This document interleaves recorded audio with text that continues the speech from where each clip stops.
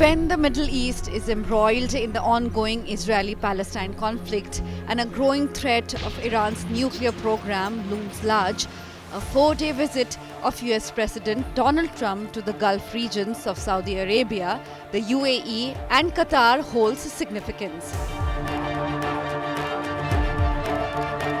Trump's first major diplomatic visit during his second term to the Middle East, barring Israel, focuses more on securing trillions of dollars in investments rather than security issues.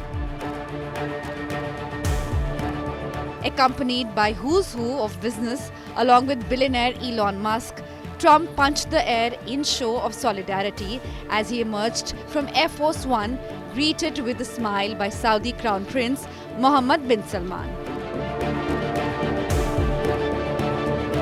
The visit is also important as prices of crude oil is recovering after a 90-day pause declared and slashed in tariffs following US-China trade talks.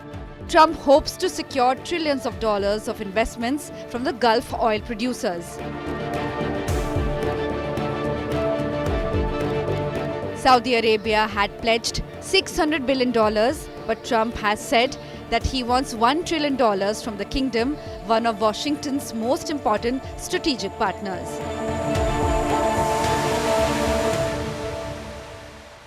Saudi Arabia has been attempting to diversify the kingdom's economy in a major reform program dubbed Vision 2030 that includes giga projects such as NEOM, a futuristic city the size of Belgium.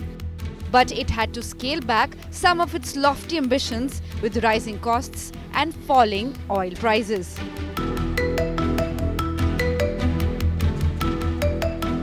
Saudi Arabia and the US have maintained strong ties for decades based on an ironclad arrangement in which the kingdom delivers oil and the superpower provides security.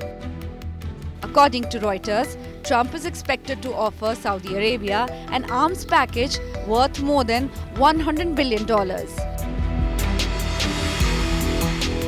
Trump's Middle East envoy, Steve Witkoff, said he expected to expand the Abraham Accords, a set of deals brokered by Trump in its first term by which Arab states including the UAE, Bahrain and Morocco recognize Israel. But Riyadh's progress in the deal is unlikely as the kingdom supports Palestine's demand for a separate state. Trump also said he may travel on Thursday to Turkey for potential talks between Vladimir Putin and Volodymyr Zelensky on Russia's war in Ukraine.